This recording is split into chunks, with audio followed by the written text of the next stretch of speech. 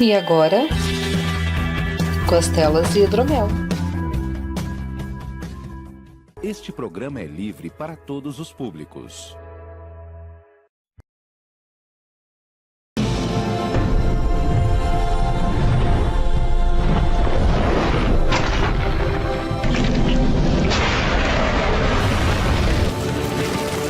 Você está ouvindo Costelas e Hidromel, mitologia para todos.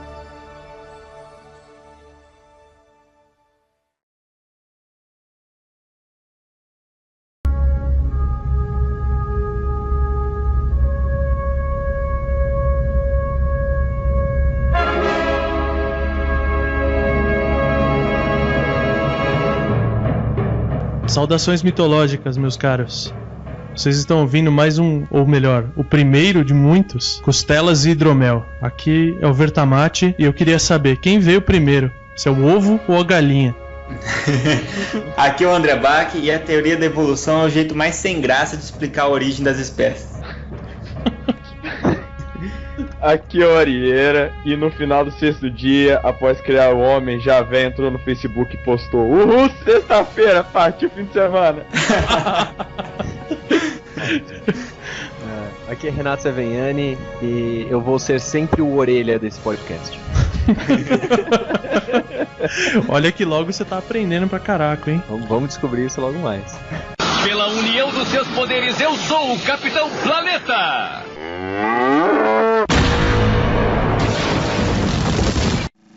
Bom, a gente não tem e-mails, não tem nada ainda, mas eu queria convidar assim, o André, ele é dono do Meia Lua, o cara que fez o querido convite pra gente tá criando esse podcast aqui e tal, e ele vai dar uma explicadinha nessa bagunça toda aí.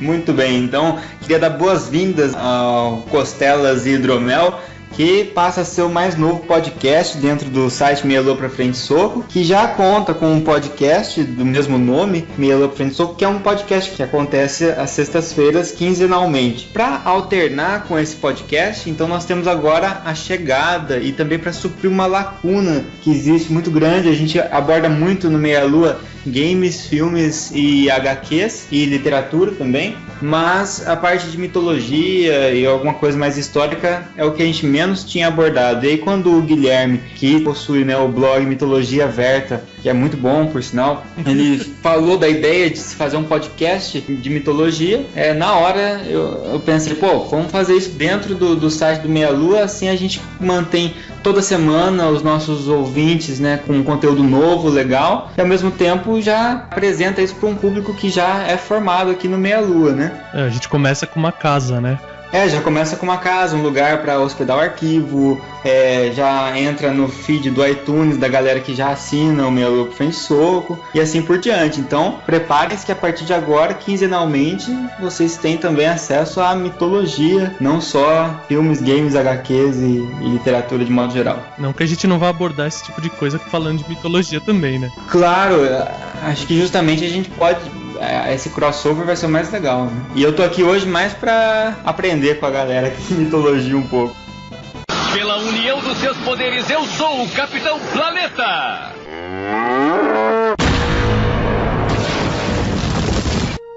Quem nunca ouviu falar de como o mundo foi criado, né? Isso é verdade. Mesmo quando a gente ainda tá na escolinha e tal, hoje em dia tem a questão da evolução, tem a questão evolucionista, do Big Bang e tal. Mas, os caras de antigamente ninguém estudava isso, ninguém via isso, né? Então, assim, isso é até um dos objetivos desse cast, é essa questão de quando a gente acha que não conhece mitologia, a gente acha que não...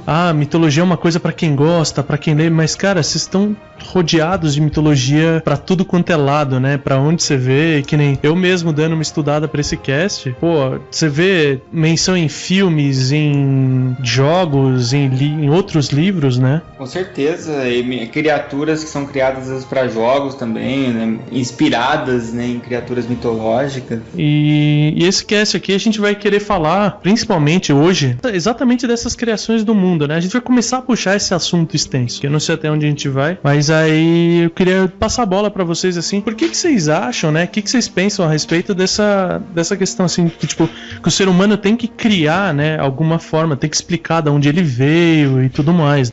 Eu acho que a busca do ser humano pela origem dele, ela é intrínseca. Não sei se é por uma questão de curiosidade, mas até mesmo nós sempre queremos saber quem são nossos pais, nossos ancestrais. Muita gente busca saber da onde que a família veio e etc. E eu acho que essa é a busca máxima do ser humano para ver da onde vai puxando, da onde que veio fulano, da onde que veio fulano, mas ele era filho de quem, que era filho de quem, que era filho de quem, mas deve ter alguém lá que começou, um primeiro ali. E acho que daí cada povo deu o jeito de achar, encontrar a sua solução aí, né? Então a Arieira, que gosta de falar de novela, né? Essa questão de buscar quem são os pais e tal, é o que mais tem em novela, né? Criança buscando quem, da onde eu vim, eu sou adotado. E no Ratinho também, né?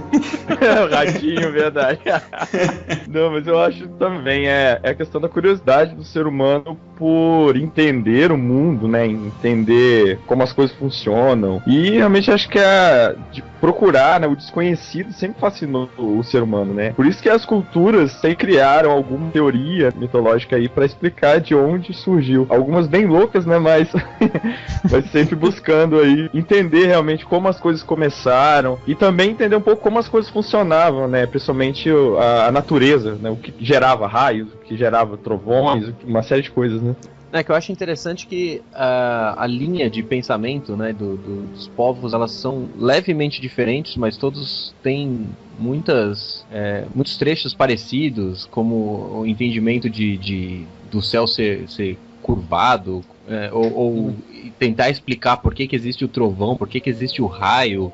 E é interessante que antigamente eles passavam a uma explicação, digamos assim, lúdica, né, de um deus ou de uma criatura criando situações e a evolução disso para duas linhas, né, de pensamento, o pensamento mais religioso e um pensamento mais científico, né, de tentar entender realmente aquilo que acontece e a necessidade dessa resposta, né? É verdade. E até isso que você falou é uma coisa assim, porque por mais que o mito ou a lenda ele não tenha o objetivo principal, né, de ser algo literal ou ser algo efetivamente histórico, representar algo que efetivamente aconteceu com o povo, todos os mitos, todas as lendas, isso é estudado por várias pessoas, né? Até a famosa saga do herói é baseada nisso, que toda lenda, toda mitologia tem uma verdade muito profunda na forma, ela vem na forma de uma metáfora mesmo, né? Não só para tentar explicar, mas também para dar uma segurança e passar um ensinamento, porque tudo veio de maneira oral antigamente, né? E então assim, era um avô ensinando um neto, era um pai ensinando um filho, era uma mãe tentando explicar por que a criança não pode sair correndo para a floresta. É verdade. Pela união dos seus poderes, eu sou o Capitão Planeta!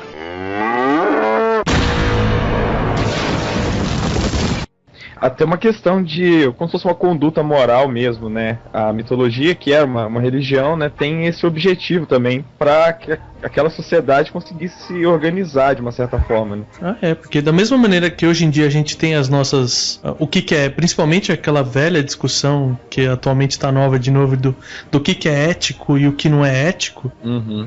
Isso era, de certa forma, tratado por meio dos mitos, né? Só que ela tinha aquela carga pesada de algo mítico, né? Tipo, não faz isso porque senão você vai pro inferno. Não faz isso porque senão, sei lá, o Hades vai jogar sua alma num poço de lava, sabe? Tentava transmitir a questão da moral, né? E noções do que é ruim, do que é bom, do que é maldade, etc, né? E de formas diferentes, né? Dependendo da mitologia ali, você fica bem claro, distinto, polarizado, o que é bom, o que é ruim. E já outras mitologias, meio que tudo é bom e ruim ao mesmo tempo, né? Sim, sim. E você tem algumas que você tá submisso a coisas maiores e tem outras mitologias que você tá mais ligado por honra, né? A honra é mais forte do que a obediência e o medo, sabe? Mas de qualquer maneira, essa questão de serem sagrados, né, é muito útil, né?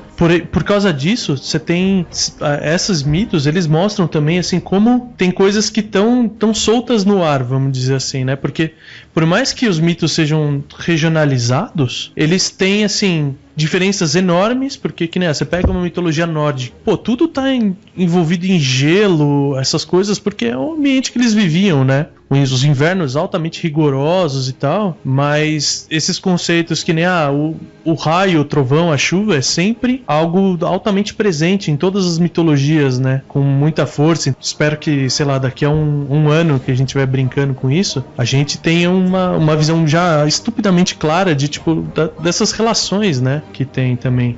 Até isso que eu ia até perguntar pra vocês. Vocês acham que essa mitologia de cada povo, ela foi influenciada pelo comportamento do povo, ou o comportamento do povo foi influenciado por aquela mitologia? Cara, a pergunta que não quer calar, hein? É a pergunta do ovo da galinha, é isso? Então, mais ou menos.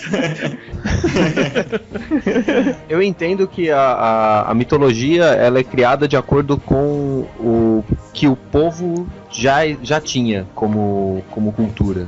Mesmo que essa cultura fosse, segundo nossos olhos atuais, né, rudimentar. Porque não foi o primeiro ser humano que criou a mitologia, né? Eu acho que deve ter demorado mais tempo para alguém realmente querer buscar uma resposta, porque no meu entendimento, inclusive considerando teoria evolutiva, etc., a linha instintiva era muito mais utilizada inicialmente do que a linha filosófica ou racional, ou como é que possa ser chamado isso por uma pessoa leiga como eu sobre antropologia. Mas eu entendo que o mito, ele foi criado de acordo com aquilo que o povo já vivia, não o contrário. Até isso aí eu acho válido também, porque se você pegar, por exemplo, a pirâmide de Maslow, né, que é aquela pirâmide da galera de marketing que fala dos interesses e tal, tipo, primeiro você tem que satisfazer necessidades básicas, né? Então, tipo, o homem só foi começar a filosofar e pensar nessas coisas depois que ele já tinha terminado de se preocupar em comer, em se abrigar, em eliminar as ameaças em volta e poder estar sentado numa fogueira conversando, né? Quando começou a sobrar um tempinho ali, né? E também outra coisa é que os mitos demoraram muito tempo para se formar, assim, a mitologia que a gente tem, né? E muitas vezes uma cultura incorporando mitos de outras culturas ali para criar o mito completo dela, né? É um processo meio longo para chegar no que a gente conhece hoje. Exatamente. Que nem você pegar a mitologia celta, os celtas eram 1 milhão de tribos, né? Uhum. E cada uma começou a ter algumas teorias. Aí, assim, a criação tanto veio disso, né? De que os povos já existiam e depois foi começar a ser criada a mitologia, que por mais que fossem várias tribos diferentes, que às vezes não chegaram nem a ter contato umas com as outras, você pega a base da mitologia celta, ela é bem parecida, né? A forma de enxergar, porque todo o ambiente era o mesmo, né? A forma de vida, de caça, a forma de divisão social que eles tinham era muito próxima uma da outra, né? Mas o que eu fico pensando hoje em dia, essas mitologias foram criadas, mas hoje em dia não há espaço mais, né, para surgimento de novas mitologias, ou vocês acham que existe? Porque com o advento da ciência, acho que isso começou não existe mais, né? Não tem como você... Não, eu acho assim que hoje em dia o que pode surgir é no que a gente ainda não consegue responder, que é, a gente sabe de onde a gente veio, a gente entende como o nosso mundo funciona, mas a gente não consegue responder para onde a gente vai, sabe? E é aí que eu vejo que mitologias ou crenças poderiam surgir em cima disso, do que acontece com a gente depois da morte, né? Ainda tem essa lacuna aí para criar algumas hipóteses. Eu acho que é o seguinte, a mitologia que a gente tem criado ultimamente é a linha de criar mitologia de jogo, de livro, de coisas fantásticas e que não são mitologias para você gerar uma forma de religião, né? Porque no final das contas a gente trata atualmente muitas coisas como mitologia que antigamente era uma religião. Eu acho que a linha que a gente está seguindo é mais esta, de você criar um mundo fantástico e nesse mundo fantástico você, baseado naquilo que você acredita, naquilo que você tem como conhecimento, você acaba incorporando novas regras, novos conceitos de o que é bom, o que é ruim, o que é certo, o que é errado, e o que pode, o que não pode existir, quem são os seres poderosos, quem não são. Eu acho que a linha que eu tenho visto, né, acontecer é essa. Eu concordo que eu acho que com o tanto de conhecimento, digamos assim, provado ou teórico científico, né, fica um pouco complicado você tentar inventar que Thor é o deus do trovão, entendeu? Parece um pouco tolo, né? Mas ainda tem. Você ainda tem questão de costumes, né, cara? Porque tudo bem, você pode não ter uma lenda estruturada de como surgiu isso ou aquilo mais. Mas, cara, principalmente se você pegar o pessoal que mora mais afastado, mora em locais diferentes, você tem muito mais presente comportamentos que levam ainda a ter uma mitologia. Cara, eu acredito que se você for, tipo, pra um sítio, pro meio do mato ainda, você vai ainda achar gente que não toma leite e come manga, sabe? Verdade. Sim, e outra coisa, de repente, alienígenas, que ninguém pode comprovar ainda a existência ou não. Poderia ser considerado uma espécie de mito moderno, sei lá, né? Sim, né, o chupacabra é um... Chupacabra. Sei lá, na minha cabeça poderia ser chamada de uma mitologia moderna, cara. Não, e assim, os alienígenas não existem, como não, André? O History Channel tá aí pra provar. Tado do Jorge. O fato de ser mitológico não quer dizer que não exista, velho. É verdade, é boa. Pela união dos seus poderes, eu sou o Capitão Planeta!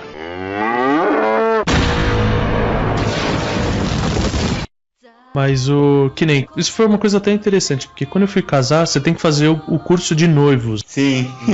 E numa das palestras desse curso veio um padre dar essa palestra e ele falou uma coisa que eu achei muito legal, assim, chamou minha atenção porque eu gosto de mitologia, mas ele falou que a igreja, o catolicismo, o cristianismo tem que estar constantemente se renovando, se atualizando, porque senão ele vai tender a virar uma mitologia e ser suplantado por alguma coisa, tipo os deuses modernos, né, que nem o livro do Gaiman. Sim, exatamente, e até depois se for entrar nessa área mesmo de mitologia hebraica, né? A gente pode falar um pouquinho mais sobre isso, realmente. E a igreja sempre discute, até recentemente gerou bastante polêmica esse novo Papa afirmando que Adão e Eva não necessariamente não existiram enquanto Adão e Eva e etc. Tem muito debate interno na igreja, admitindo fatos científicos, suplantando e encarando realmente muita coisa, principalmente do Antigo Testamento, como alegoria, né? Exatamente. Hoje em dia tem algumas correntes no cristianismo e no judaísmo mesmo, que, por exemplo, interpretam que os 7 dias não eram 7 dias, que representavam 7 eras, né? Tentando fazer um paralelo realmente entre o que a gente tem de ciência e a religião, e tentando juntar essas duas correntes, né? Isso aí é o livro do Spor, né? Então, a primeira vez que eu vi isso foi no livro do Spor e eu achei genial, cara, porque... Não, mas tem gente que defende isso. Pô, e seria demais, porque realmente, pro pessoal poder explicar por que acontece tanta injustiça no mundo, né? Deus tá dormindo, é o 7º dia ainda. Né? É verdade. O Spor já falou que muitas das coisas dos livros dele não foram tiradas da cabeça dele em si, né? Ele adaptou diversas fontes de conhecimento e adaptou para aquilo que ele queria contar na história dele. Obviamente, ele colocou esse ponto, né, dos 7 dias não serem dias de verdade, serem mais do que dias, porque seriam dias no tempo de outro povo, né, outra criatura, digamos assim, ou criador. Eu achei, inclusive, uma coisa muito, muito interessante, né, porque você dá uma noção de tempo diferente para as coisas. E aí começa a ficar muito mais explicável, né, não surgiu em 7 dias, surgiu em eras que a gente conhece como as eras mesmo científicas, só que dividido em dias que você não sabe o que é um dia realmente para Deus, né? O nosso conceito de dia 24 horas está vinculado à nossa posição aqui na Terra, né? Mesmo o nosso... no sistema solar. Nem no sistema, porque se for para Júpiter, que tem uma órbita maior que a nossa, o dia deles leva mais horas do que o nosso dia aqui, né? Se for contar dessa forma. Exatamente. E para um ser que tem tempo indefinido e infinito de vida, realmente 7 dias podem ser bem longos, né? Isso é legal, falando das junções, porque todas as mitologias em geral, falam as coisas em dias de criação de mundo, aconteceu em tantos os dias, mas a gente não sabe se é o dia de um deus, dia da maneira que eles achavam que era. Mas o que tem em comum sempre é que começou com um vazio escuro e daí alguém ficou de saco cheio e criou alguma coisa. Né? Então vou aproveitar o gancho então, vamos começar a falar então do primeiro mito da criação que a gente vai abordar aqui, que é o grego. Pela união dos seus poderes, eu sou o Capitão Planeta!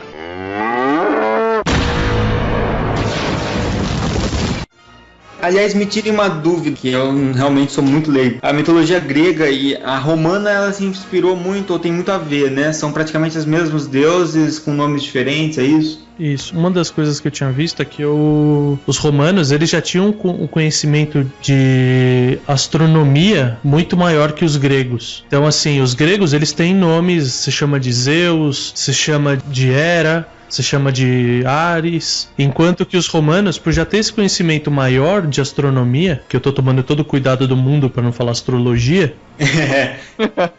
É outra coisa, né? Já fala de signo.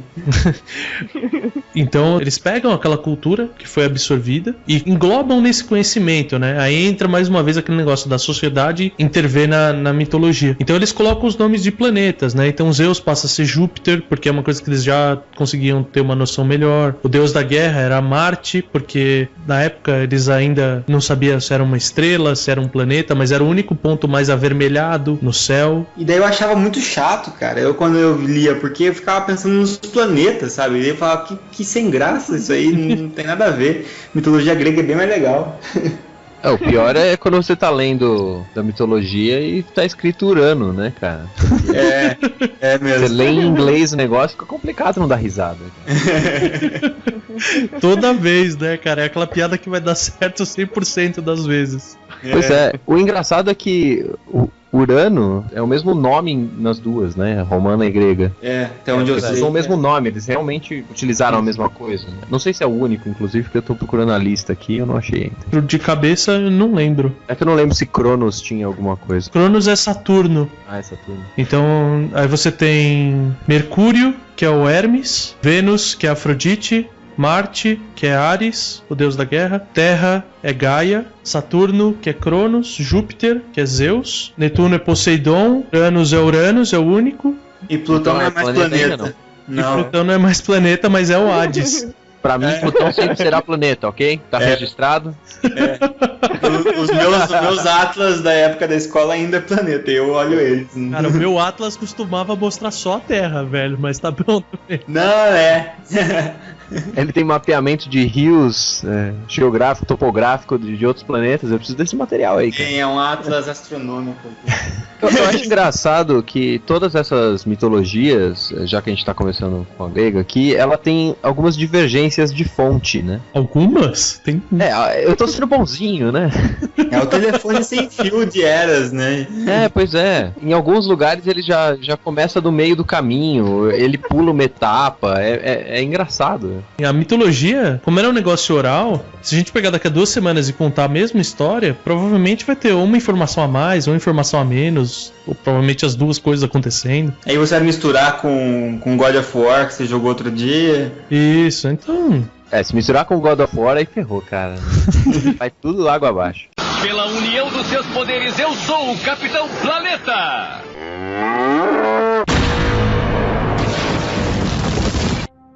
Não, beleza, eu posso começar, ó. No começo só tinha o caos. Ponto. Aí o Caos, ele cansou de ficar lá sozinho e aí começou tudo. No começo você tinha o caos, realmente. O caos era o conceito assim de que meio que tudo já existia, mas não tinha lugar, né? Você já tinha água, fogo, terra. Era o Capitão Planeta desordenado, assim, né?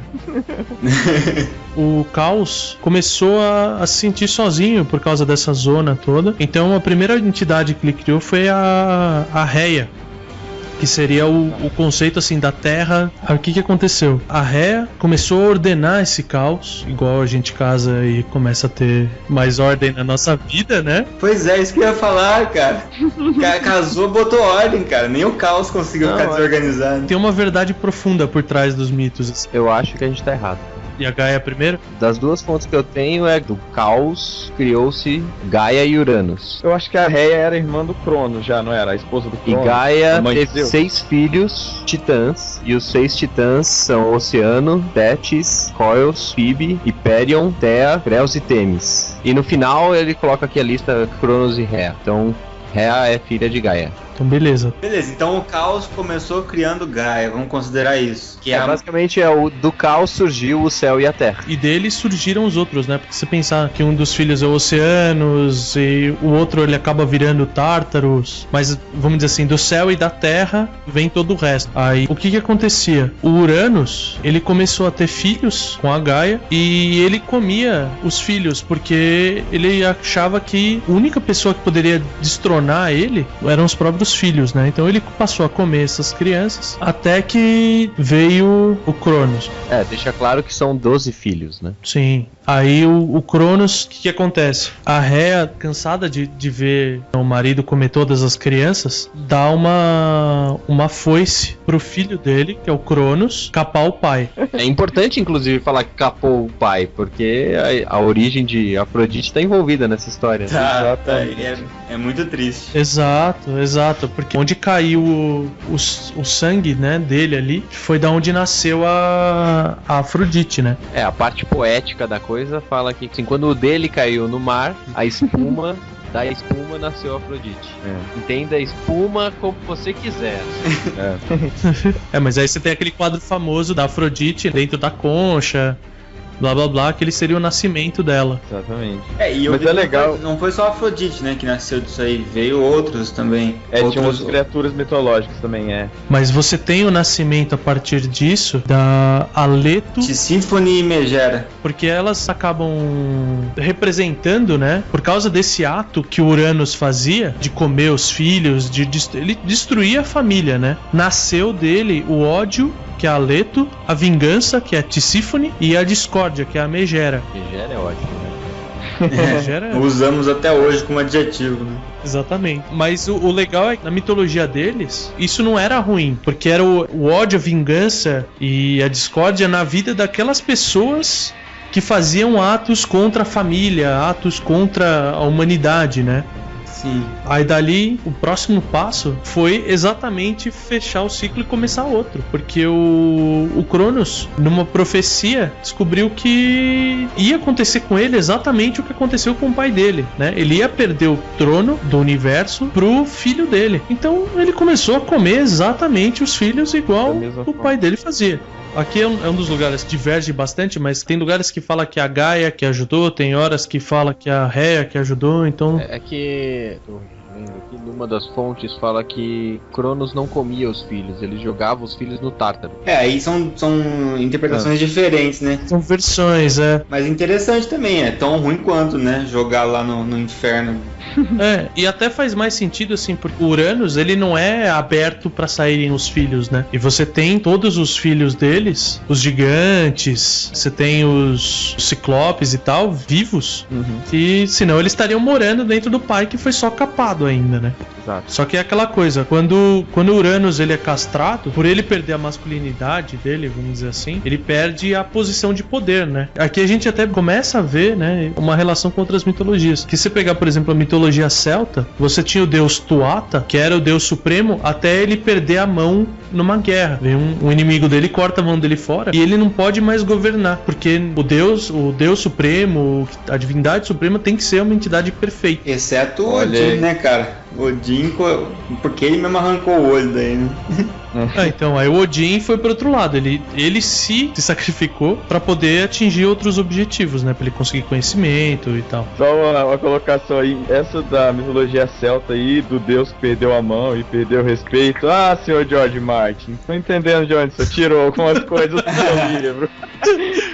Cara, você vai ver tanta coisa ao longo desses programas, cara. Seja mandando pro Tártaro, ou seja comendo os próprios filhos, alguém poupou, não sabe se é Gaia ou se foi a Rhea, a vida de Zeus, né? Salvou a vida de Zeus. Nesse caso, tem poucas divergências, né? Tanto que eles falam que Gaia deu uma pedra enrolada nas roupas de bebê, manchadas com sangue do nascimento ainda, né? Pra dar aquele gostinho.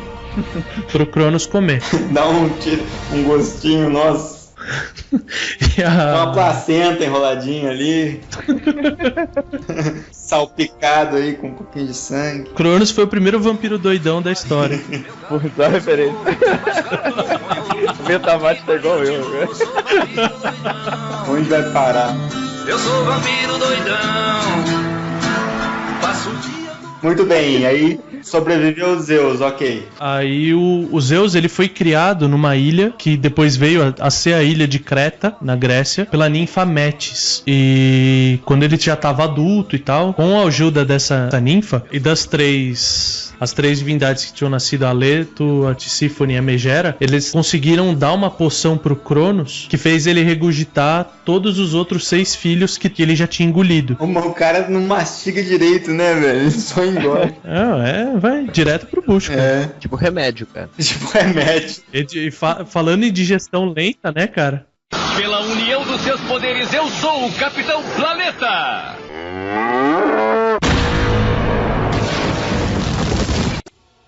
Muito bem, e aí? Com isso, como ele regurgitou e devolveu os outros deuses, Zeus uniu os deuses e com isso ele ainda tirou do Tártaro os Ciclopes e os Hecatônquiros, né, que ainda estavam presos no Tártaro e se rebelaram contra os titãs todos na batalha que foi chamada de Titanomáquia, que foi uma guerra épica, vamos dizer assim, né, que não teve outra igual depois dessa para os gregos. Com isso, você chega no panteão que eles tinham naquela época. O Deus Supremo passa a ser Zeus, dominando o céu. Você tem Poseidon dominando os mares e o Hades dominando o submundo, porque a única exigência que a Gaia fez foi que a Terra continuasse campo neutro, vamos dizer assim, que é onde foram criados os humanos, que por acaso, olha lá mais uma referência cruzada, foram criados por Prometeu a partir do barro. Ele fez o primeiro homem de barro e Deus, com o sopro da vida que para eles era representado pelo fogo, fez o ser humano. Ou um tijolo, né? Mais fácil. O cara tinha uma olaria lá, tava com tempo livre, né, cara? Eu vou fazer um bonequinho aqui. E é legal que nessa guerra dos deuses contra os titãs, que as 3 armas mágicas, digamos assim, foram entregues. Zeus ganhou do Ciclopes o Raio Mestre, Poseidon ganhou o Tridente e o Hades ganhou o Capacete de Invisibilidade, né? São as 3 armas máximas. E o garfo. Não, é verdade. O garfo...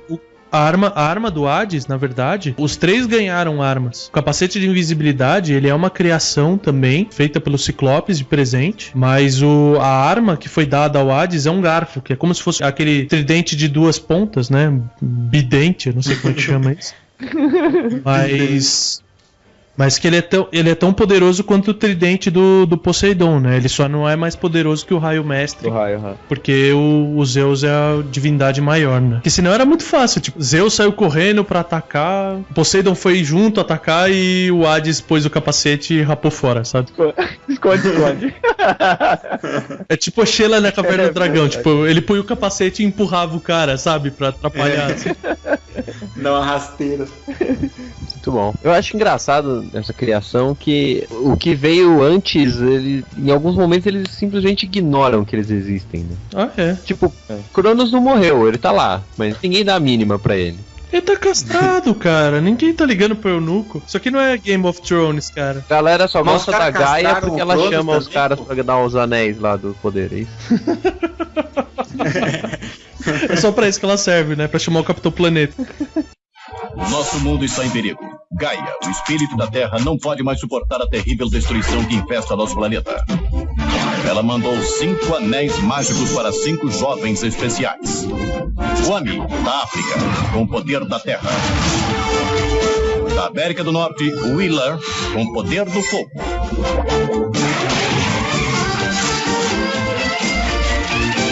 Da União Soviética, Linka, com o poder do vento. Da Ásia, Gui, com o poder da água.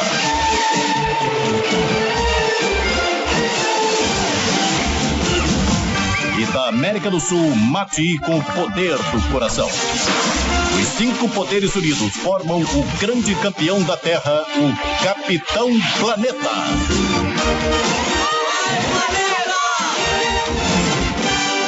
O poder é de Mas é bem por aí, tipo, você tem um esquecimento grande, porque você vai passando de eras, né? Você passa da era dos titãs pra era dos deuses, depois pra era dos heróis, dentro da mitologia, e que nem, principalmente quando você chega na era dos heróis, você tem alguma influência dos deuses, mas a história passa, que nem você pega a guerra de Troia e tal, tem pouca influência dos deuses e muita influência de cagada humana, né? Do cara aí roubar a Helena e começar toda a guerra de Troia. A gente tem que lembrar o pessoal que tá ouvindo que a gente tá falando só da primeira etapa de tudo que é a criação, né? Essa é a ideia, né? A gente tá falando só como começou. A gente não vai conseguir falar de tudo numa batelada só, né? E da onde veio o Kratos, a brincadeira? Pela união dos seus poderes, eu sou o Capitão Planeta!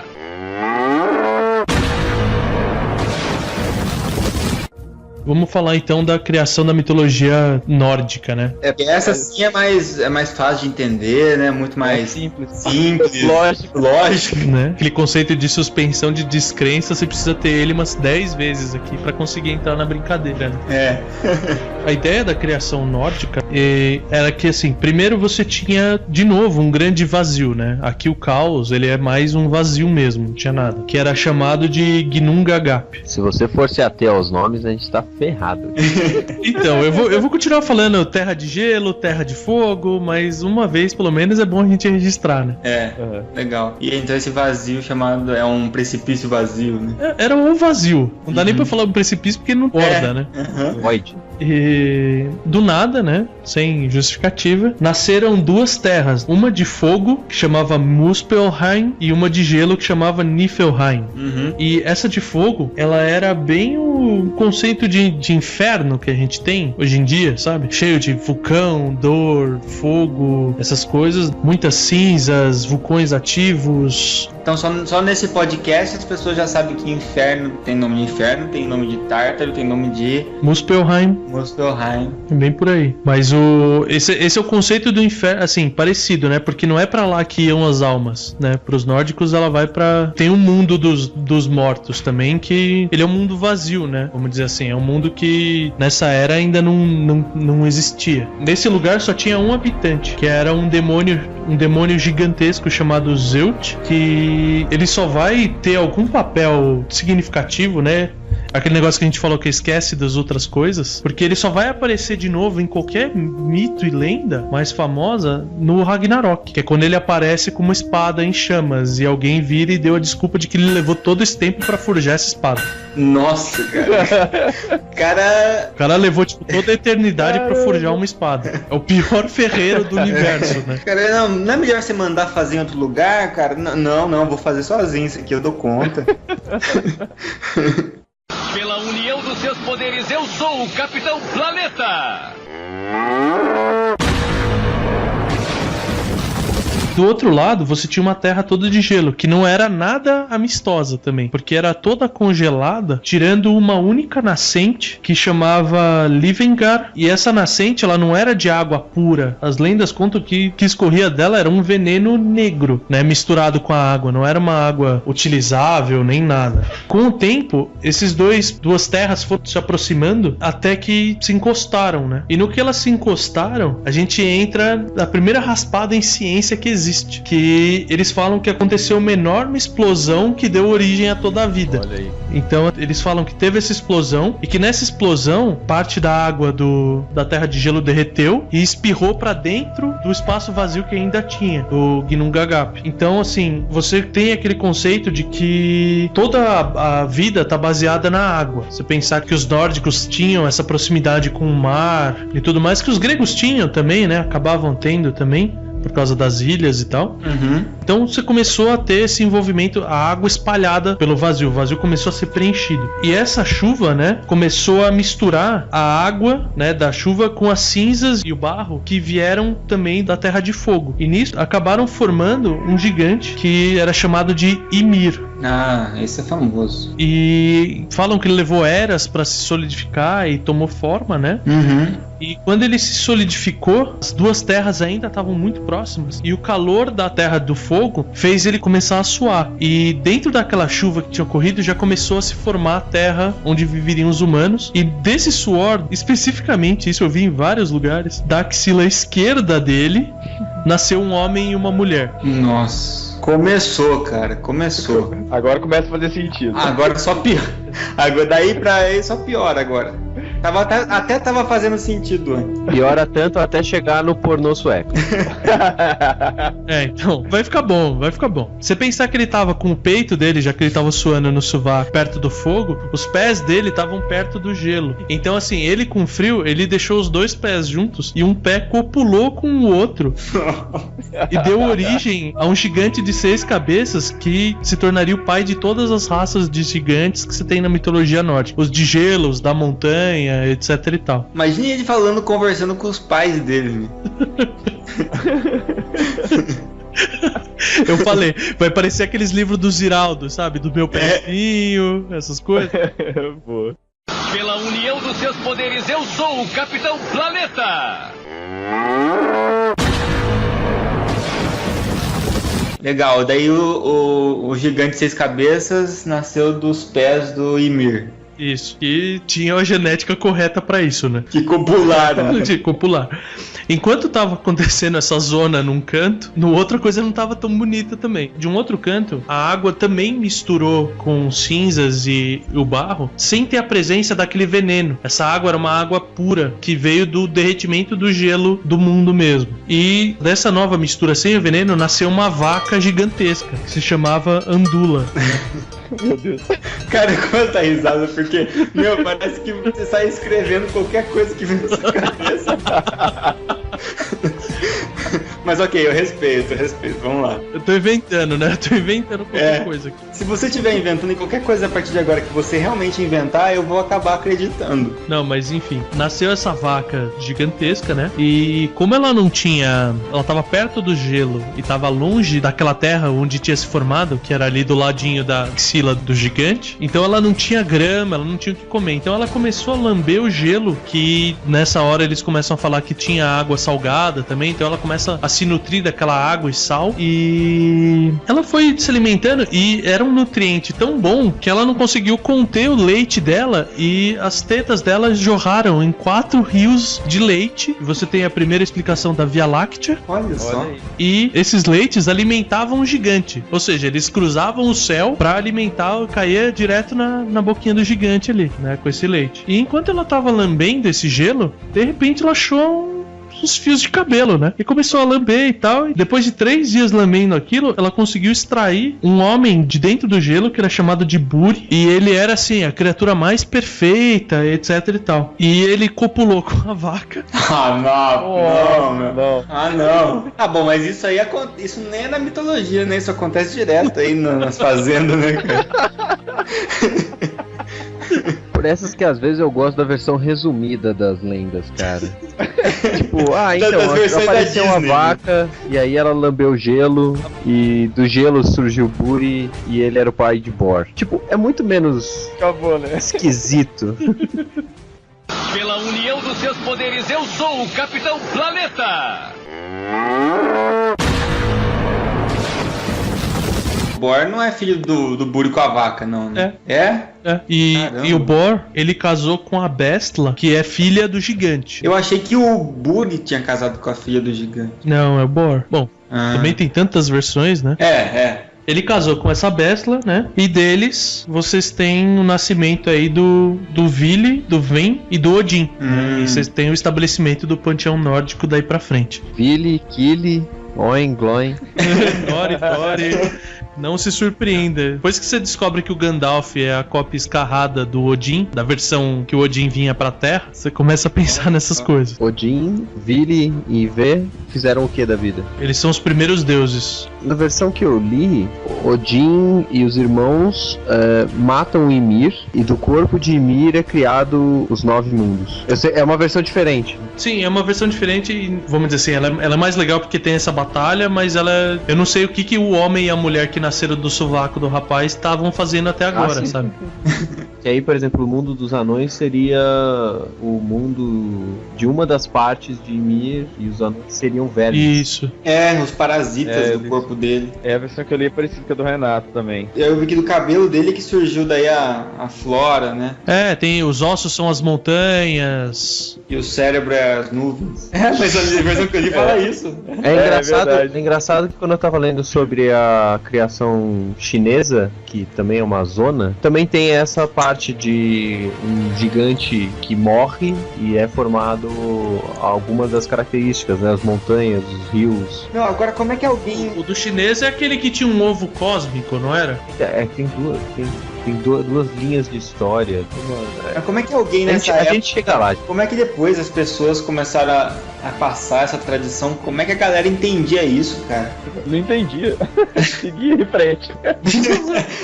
Você dá aquele sorriso e concorda, cara. É assim que segue. Exatamente. Porque eu me sinto às vezes meio burro, cara. Eu olho e falo, pô, eu não entendi qual é dessa história aí. Às vezes na língua deles na época isso fazia sentido, né? Você tem que pensar que era mais difícil ainda, porque principalmente, não sei tanto dos outros, mas o dos gregos e o dos nórdicos, era tudo em poesia, né? Não era em prosa as coisas. Nossa, piorou ainda, cara. Então você não só tem a história da vaca criando a Via Láctea, alimentando o gigante do outro lado, lambendo gelo e achando um cara. Não só essa história que já é complexa sozinha, você ainda tem essa história com a poesia, né? Que você tem que fazer toda a estrutura e usar palavras complicadas ainda. Verdade. Pela união dos seus poderes, eu sou o Capitão Planeta! E da onde que vem aquela serpente de Midgard, que é famosa, que rodeia, né, a Terra? E essa serpente, ela é filha do Loki. O Loki dá a luz, pior que é ele que dá a luz mesmo. Porque ele assume, o Loki ele se metamorfoseia. Em duas ocasiões ele vira uma criatura do sexo feminino e dá a luz. A primeira que é essa, que ele dá a luz pra serpente, pro Fenrir, que é o lobo gigante, e pra deusa que seria a morte. Mas caramba, o cara deu origem às piores criaturas aí. O cara é um gigante tendo relações com outros gigantes, né, cara? Num lugar que um pé tem relação com outro pé. Tudo é aceitável, né, a partir daí. E a outra situação, né, é a vez que ele se transformou numa égua e o filho que nasceu dele é o cavalo do Odin, que tem 8 patas. Sleipnir, isso mesmo. Eu acho interessante que tem alguns conceitos que também se repetem em outros lugares também, do fato de, por exemplo, do corpo de Ymir foi criado os mundos, né, a terra, os mares, e a sua caveira, digamos assim, o topo do crânio, era segurado por 4 anões e o crânio dele era o céu. Então esse conceito do céu abobadado, né? De novo. E sustentado, né? Porque na mitologia grega você tem o céu abobadado e você tem o Atlas, que ele carrega o céu nas costas, né? Ele também tá mantendo o céu no lugar, senão ele cairia e esmagaria os outros mundos. É interessante que o crânio de Ymir é segurado por 4 anões, né? São anões altos esses. E fortes. E eles se chamam Nodri, Sudri, Austri e Vestri, que é norte, sul, leste e oeste, né? Sim. Bem interessante, legal. Isso é bem legal mesmo. Pela união dos seus poderes, eu sou o Capitão Planeta! Última criação que a gente vai falar nesse cast aqui, a criação hebraico-cristã. Legal. Essa é perigosa. Essa é perigosa, eu estou falando assim, a gente só está contando histórias. Exatamente, e eu acho que, na verdade, eu fico até ouvindo todas as histórias agora, eu fico bem feliz com a hebraico-cristã, no sentido de que é mais fácil de entender, os nomes são mais palpáveis. E não tem zoofilia. E o ser humano tem um papel fundamental, mais importante que os deuses até. Ele tem um papel bastante forte nessa mitologia, comparando agora, né? A gente falou do surgimento aí de tudo, mas os humanos têm bastante foco. Porque é interessante que, na verdade, acaba se tornando uma versão resumida, né, da criação. Porque a criação pelo menos segundo o Gênesis, né, ela é uma criação curta, né? A descrição de como o mundo surge, de como... Primeiro só existe um Deus. E não tinha mais nada, a não ser Deus. E Deus disse, haja luz, né? Não sei qual é a ordem das coisas. É isso mesmo, a primeira coisa que ele fala. Então, que foi feita a luz, e depois disso ele passa 6 dias criando as outras coisas. Só que a descrição é muito simples, né? Simples, Aí fala, dia 2, aí ele separa, surge os oceanos, os mares, o céu, o firmamento. Aí no dia 3 ele já faz espaço terreno, vegetal, etc. No dia 4 ele cria o sol, lua, estrela, coloca os astros no firmamento. E ele coloca o sol para marcar realmente os dias, estações do ano, os astros para isso também. Aí no dia 5 ele cria a vida na Terra, criaturas que ocupam. No dia 6, aí ele resolve criar Adão e Eva. E aí no dia 7, quando ele descansa, né? E aí sempre que ele termina alguma coisa no dia, ele fala, e Deus viu que aquilo era bom. Aí ele faz de novo, e Deus viu que aquilo era bom. Então no primeiro dia foi o que ele criou o fósforo, então. Foi. Fiat Lux. Tomarieira, segunda. Toma, aí, ó. Betamax tá muito na minha frente hoje. Vocês são impossíveis, cara. Pela união dos seus poderes, eu sou o Capitão Planeta! Então, mas esse é o conceito cristão, porque se você for pro hebraico, o que eu vi é uma coisa bem mais longa, cara. Porque o que eu vi do hebraico, por exemplo, você tinha o vácuo perfeito, que não tinha nada, ele só era permeado por uma luz divina, ou seja, você já tinha luz no começo. E essa luz, ela se concentrou num ponto, criando o Deus, né, que também era o Deus Uno, que eles chamavam de Adão Kadmon, alguma coisa assim. E ele, e as etapas, né, que começa a primeira referência de jogo também, as etapas da criação dele eram chamados de 10 círculos ou zefirotes. O diagrama desses zefirotes era chamado de árvore da vida, das etapas, se você correlacionar as etapas. Então aí você tem com a árvore que era Yggdrasil, que era a árvore que ligava os mundos nórdicos, e você tem o Zefiró, que tem o Final Fantasy VII, tem um monte de referência à mitologia hebraica. Pra quem jogou aí, ele criou, né, esses 10 círculos com 22 caminhos. Aí ele começou criou um mundo e tal, e começou a criar criaturas para popular aquele lugar. Então ele começou criando plantas, depois ele viu que ele queria algo melhor, criou os animais, ainda não estava satisfeito com aquilo, então ele criou os anjos a partir do fogo, e viu que ainda os anjos ainda não tinham os anjos, como eles criaram a partir do fogo, a partir da luz, vamos dizer assim, eles tinham todo o conhecimento da ciência, da bondade e da maldade, para eles poderem julgar, inclusive. E isso deu para eles uma frieza muito grande. Então Deus decidiu que ele ia criar algo a mais. E aí ele criou o homem a partir do barro e colocou ele no Jardim do Éden, que a árvore do pecado, vamos dizer assim, seria a única árvore, né? Seria o conceito assim, de a única coisa que o ser humano não poderia ter é o conhecimento da ciência, que a partir do momento que Eva mordeu aquela maçã e Adão também, eles passaram a ter esse conhecimento, começaram a diferenciar o que era bom de ruim, eles perderam aquela pureza, a inocência, né? E perderam a devoção, porque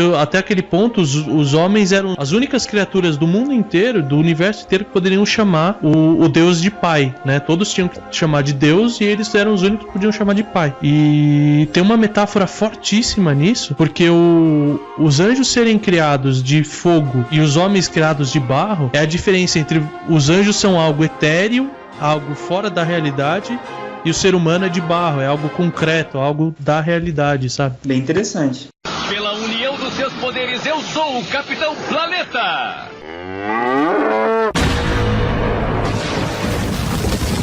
E eu acredito no seguinte, se você pegar a Bíblia, então, que contém, né, parte dessa mitologia, você tem ali o Antigo Testamento e o Novo Testamento, que são muito diferentes, né? Enquanto no Novo Testamento não é tratado de uma forma alegórica, é muito mais uma forma... se assemelha muito mais a um relato histórico. No Antigo Testamento, não, é tudo bem maluco mesmo, né? Dessa forma que a gente está vendo em talvez uma menor escala, porque a gente já está mais habituado a conhecer, mas não deixa de ser, né? Ter um dilúvio, animais entrando numa arca, são coisas bastante difíceis de se imaginar, né? E tão presentes, né? Porque se você pensar no dilúvio, o dilúvio você tem tem na mitologia nórdica, que é aquela explosão com a chuva que cria o mundo. Você tem o dilúvio, depois quando a gente abordar isso, mas você tem ele na mitologia celta, você tem um dilúvio, se eu não me engano, na mitologia tupi, aqui do Brasil. Você também tem o dilúvio, né, considerando que os caras moram na Amazônia, né, então o dilúvio deve ser uma coisa fácil deles imaginarem. Mas você tem envolvido nessas mitologias também. Uma chuva muito forte, uma cheia de rio muito fora do comum do ambiente deles, gera essa ideia de que a possibilidade de um dilúvio é possível, né? São Caetano deve ser o rei dos mitos do dilúvio. Daqui a uns 100 anos, talvez São Paulo seja o foco. Fala assim, então, aquela água que veio e derrubou as torres gigantes. Com certeza, se for esse o mito, tem o veneno negro da terra de gelo no meio dessa água. Com certeza. Pela união dos seus poderes, eu sou o Capitão Planeta!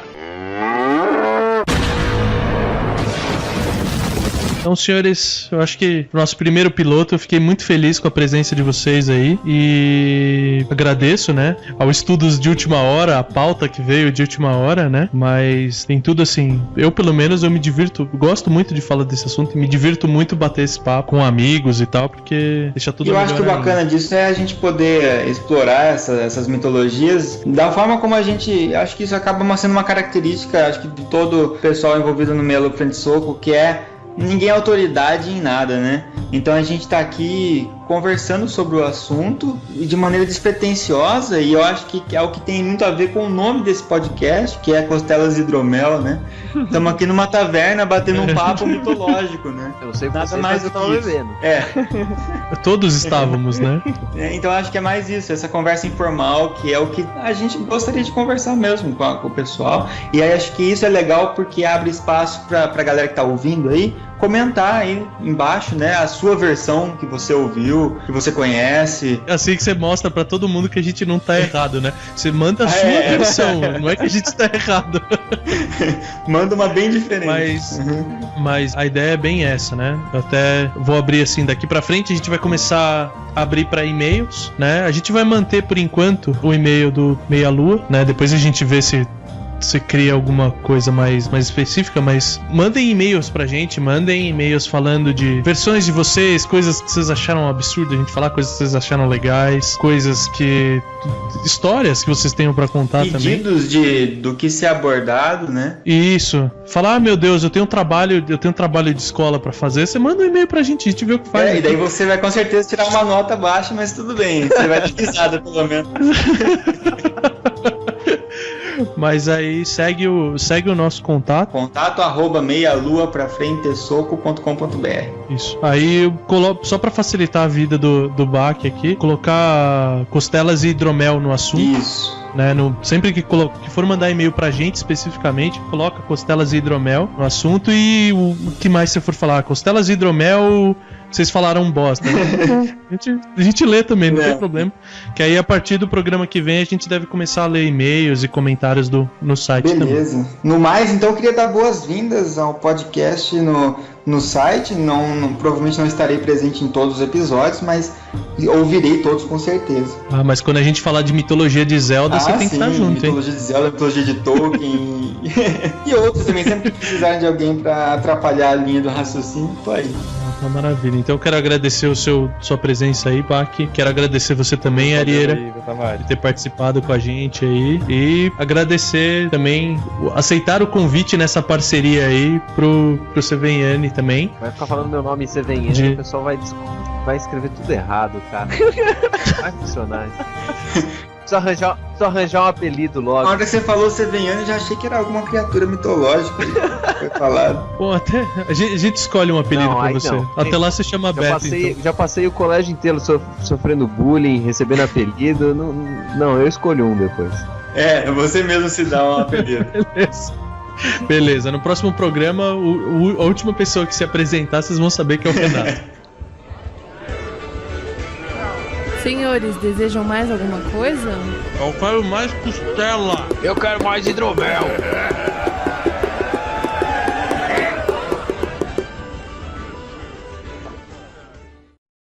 Olá, beleza? Quer qualidade? Quer compromisso? Conhece as lojas Capitão West? Vem pra cá. Capitão West, produtos personalizados. Temos nosso telefone para contato 47 8901 4095. Nossa página no Facebook www.facebook.com/loja Capitão West. Também temos nosso e-mail para contato, lojacapitãozos@gmail.com. Venha pra cá, você vai ter qualidade e compromisso com você. Capitão West, poder infinito nas suas mãos.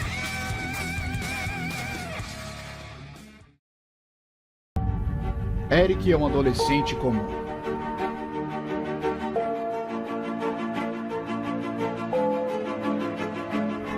Uma família legal, os mesmos amigos de sempre. Mas em uma quarta-feira qualquer, tudo se torna novo e completamente inexplicável. Em um mundo completamente estranho, cercado de perigos, aventuras,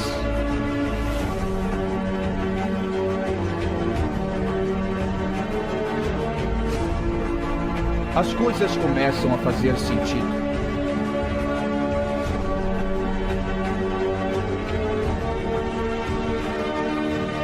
E entre dois mundos, um coração dividido.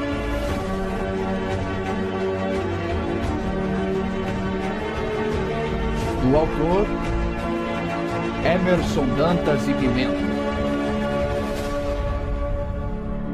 Herói. Compre agora o livro direto no site do autor, emersondantas.com.